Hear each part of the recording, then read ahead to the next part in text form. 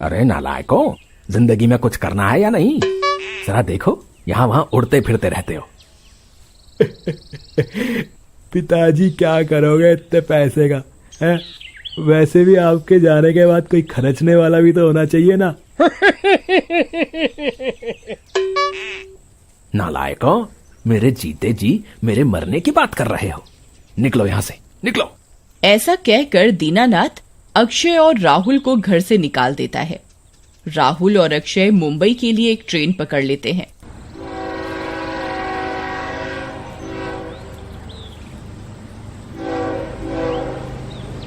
अरे यार, ये अपना बाप है या पाप? इसने तो एक बार भी हमें घर से निकालते समय नहीं सोचा कि इसके बच्चे कहाँ जाएंगे, क्या करेंगे। अरे भाई तू छोड़ ना, एक बार हीरो बन जाए तो फिर देखना, इस हिटलर को भी समझा देंगे कि हम क्या चीजें हैं। वो दोनों ये बातें कर ही रहे होते हैं कि उनके पास एक आदमी आकर बैठ जाता है। वो बहुत ही डरावना होता है। उसके दांत बाहर निकले होते हैं, आंखें बड़ी बड़ी सी होती हैं, बाल बिखरे बिखरे से होते हैं, मुंह कटा फटा सा होता है। उसे देखकर अक्षय और राहुल दोनों डर जाते हैं।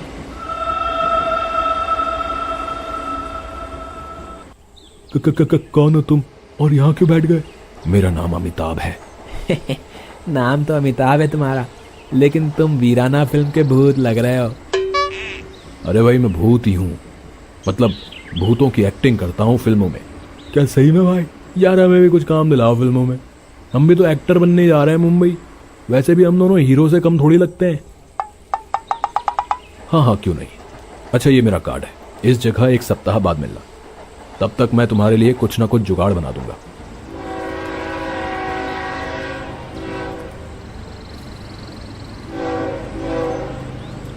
फिर राहुल और अक्षय कहीं होटल किराए पर ले लेते हैं और रात में अक्षय को नींद नहीं आ रही होती। वो राहुल को उठाता है। यार राहुल उठना, यार मुझे वो ट्रेन वाला बंदा ऐसा लगा जैसे हमारे कमरे में हो। क्या अक्षय तू भी ना यार, माना कि वो अमिताभ देखने में डरावना था, लेकिन भूत थोड़ी था। और वैसे भी ये होटल है, यहाँ भूत वूत नहीं आते। सो जा, थक गया है तू। उसके बाद राहुल दोबारा सोने लगता है, लेकिन अक्षय को नींद नहीं आती।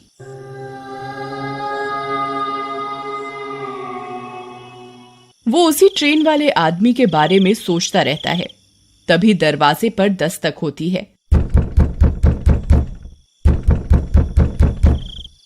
अक्षय बाहर निकलकर देखता है, उसे वही ट्रेन वाला आदमी होटल की लॉबी में दिखता है।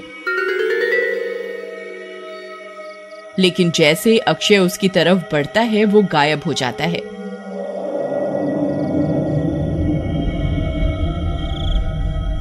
इस बार अक्षय बहुत डर जाता है। हो ना हो ये वही ट्रेन वाला अमिताभ ही है, कुछ ना कुछ चक्कर तो जरूर है। फिर सुबह वो राहुल को सारी बात बताता है। अक्षय यार, अगर तुम्हें कुछ गलत लग रहा है तो कल चलकर देखते हैं उसके पते पर कि क्या पंगा है। उसने कार्ड तो दिया ही था। अगले दिन सुबह अक्षय और राहुल उठकर अमिताभ के दिए हुए पते पर जाने के लिए निकलते हैं।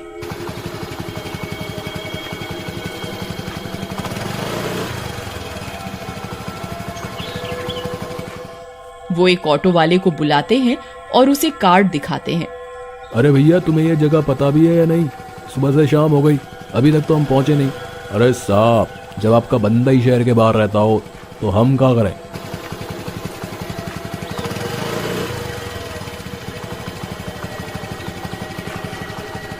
लीजिए आ गए आपकी जगह। हमें क्या बेवकूफ समझा है? यहाँ तो कोई कब्रिस्तान है और आसपास कुछ घर हैं बस। हाँ तो साहब, आपके कार्ड पर भी तो यही पता लिखा है। चलो अब हमारे पैसे दो, हम वापस जा रहे। आप देख लो, इन्हीं घरों में से कोई एक घर होगा आपके सांप का, जिन्हें आप ढूंढ रहे हो। उसके बाद ऑटो वाला वहां से चला जाता है।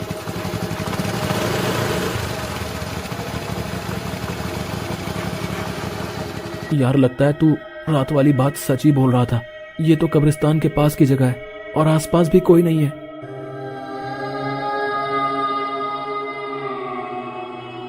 तभी उनको वो ट्रेन वाला आदमी वहां से जाता हुआ दिखता है।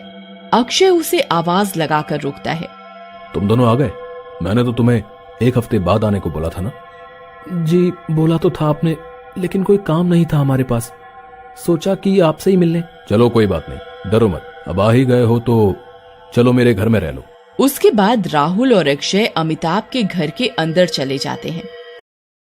अमिताभ उन्हें कमरे में जाने के लिए बोलता है और कहता है कि वे दोनों खाने के समय उससे मिले। देखा, मैं ना कहता था कि ये कोई भूत वूत का चक्कर नहीं है। कितना भला आदमी है, खाने के लिए पूछ रहा है, रहने को जगह भी दे रहा है। राहुल, बात तो तुम ठीक कर रहे हो, लेकिन मेरा मन अभी भी मान नहीं रहा है भाई। कुछ ना कुछ गड़बड़ तो है। चलो खाना खा के देखेंगे। सभी खाने की टेबल पर मिलते हैं।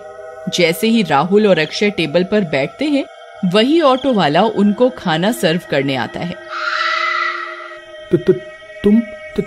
तुम तो वही ऑटो वाले हो ना? लेकिन ऑटो वाला कोई जवाब नहीं देता और वहां से चला जाता है।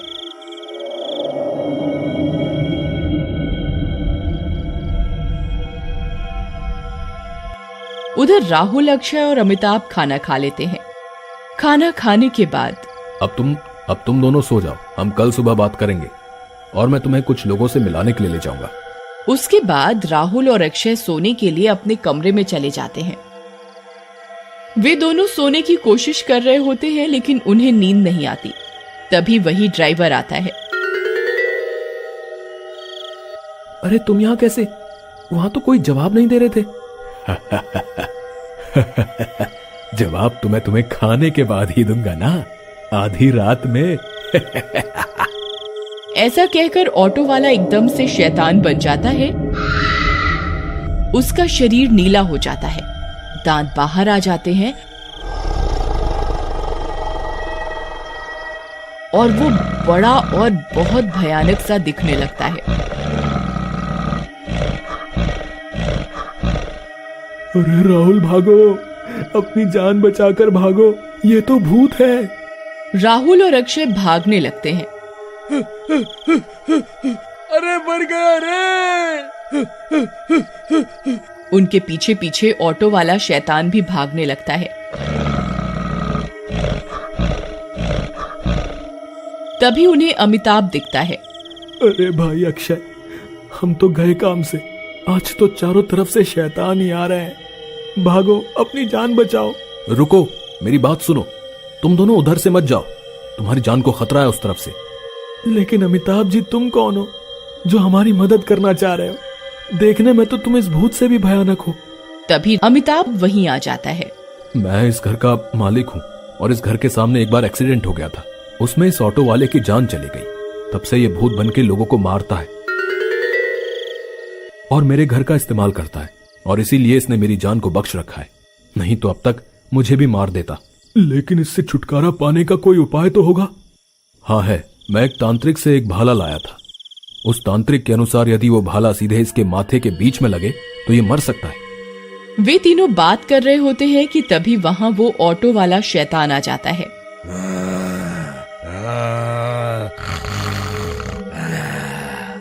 तो तुम तीनों यहाँ इकट्ठे हो? इस अमिताभ को तो मैंने छोड़ दिया था, लेकिन इसे हीरो बनने का चस्का है। ये भी मरेगा आज तुम दोनों के साथ। ऐसा कहकर शैतान राहुल और अक्षय को उठाकर फेंक देता है। तभी राहुल और अक्षय गिर जाते हैं। अरे मैं मर गया रे, इसने तो मुझे पटक दिया। हाय मेरी कमर। चुप कर, मेरे को भी तो पटका है, लेकिन ओवर एक्टिंग की दुकान तो तू ही है। तभी अमिताभ उस शैतान को पीछे से पकड़ लेता है। तुम दोनों जल्दी से मेरे कमरे में जाओ और भाला ले आओ, तब तक मैं इसे रोकता हूँ। जल्दी करो तुम दोनों, जल्दी से इस भाले से इसे मार दो, मेरी चिंता मत करो। राहुल फिर भाले को फेंकता है, जो कि ठीक उस शैतान के माथे के बीच में लगता है। भाला लगते ही शैतान पिघलने लगता है और थोड़ी ही देर में वहां से गायब हो जाता है। शाबाश मेरे बच्चों, बहुत अच्छा काम किया। अब प्लीज मुझे हॉस्पिटल ले चलो, लेकिन हाँ प्लीज ऑटो वाले को ना बुलाना। ये सुनकर तीनों हंसने लगते हैं।